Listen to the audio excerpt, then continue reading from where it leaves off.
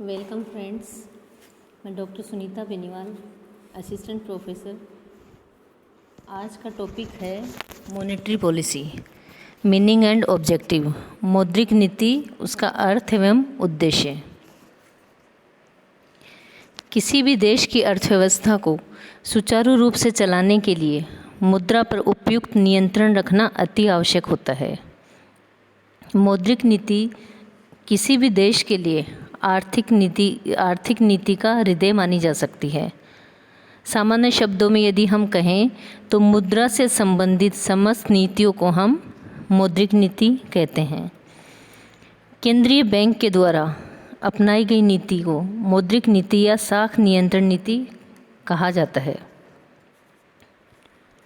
इसी तरीके से यदि हम अदर मीनिंग बताएं तो केंद्रीय बैंक के द्वारा अपनाई गई जो मौद्रिक नीति है वो किसी भी देश की अर्थव्यवस्था में मुद्रा प्रवाह में हम किनको लेंगे, जैसे मुद्रास्फीति है यानी इन्फ्लेशन और डिफ्लेशन, इन दोनों ही कंडीशन पर कंट्रोल करने वाली जो बात है उसके बारे में हम यहाँ डिस्कस कर रहे हैं कि किसी भी देश की अर्थव्यवस्था में मुद्रा के प्रवाह को नियंत्रित करने की नीति को ही हम मौद्रिक नीति कहते हैं।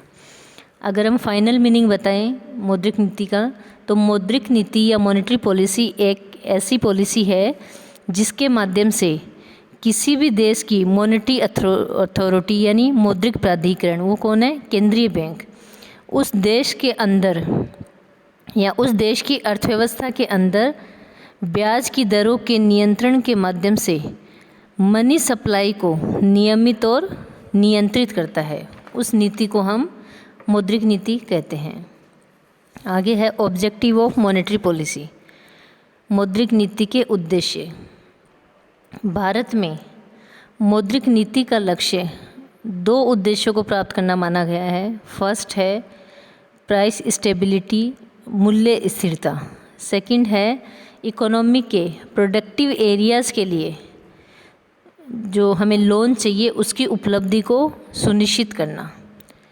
मौद्रिक नीति के जो उद्देश्य हैं वो बहुत कुछ इकोनॉमिक पॉलिसी के ऑब्जेक्टिव से प्रभावित होते हैं और भारत जैसे विकासशील देश के लिए मॉनेटरी पॉलिसी के निम्नलिखित ऑब्जेक्टिव्स जो हैं वो माने जा सकते हैं। इसमें फर्स्ट हम पढ़ेंगे कीमतों में स्थायित्व यानी प्राइस स्टेबिलिटी। मौद्रिक नीति का जो सबसे महत्वपूर्ण जो ऑब्जेक्टिव है वो है प्राइस स्टेबिलिटी।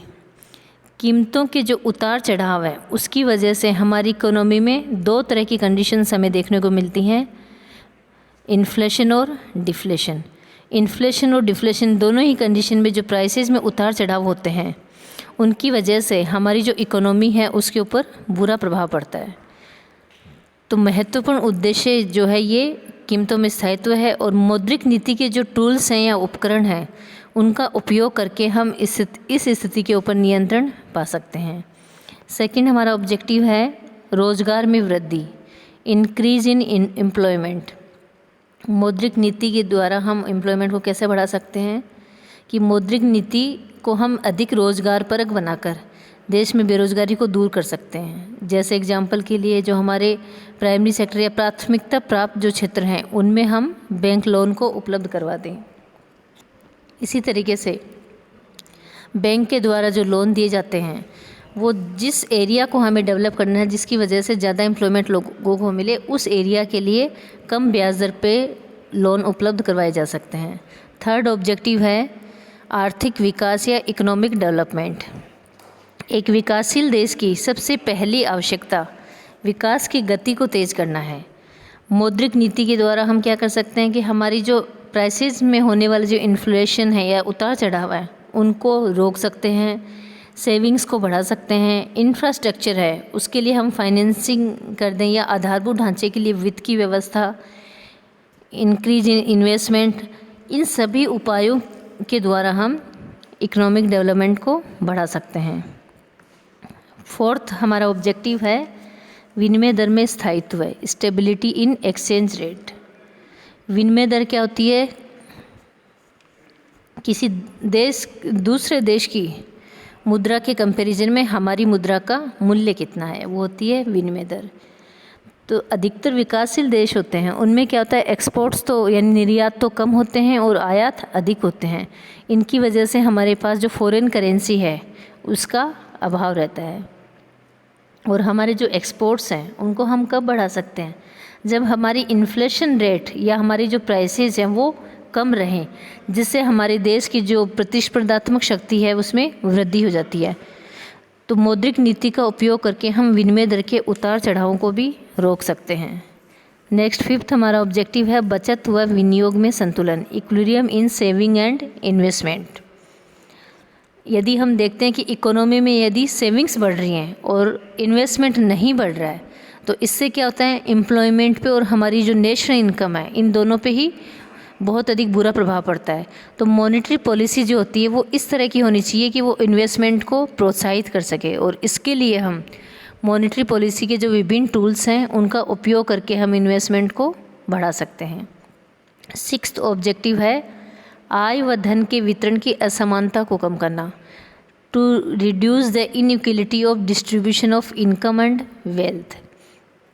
मौद्रिक नीति का एक महत्वपूर्ण उद्देश्य ये भी है कि आय और धन के वितरण में जो असमानताएं हैं उनको धीरे धीरे कम किया जाए।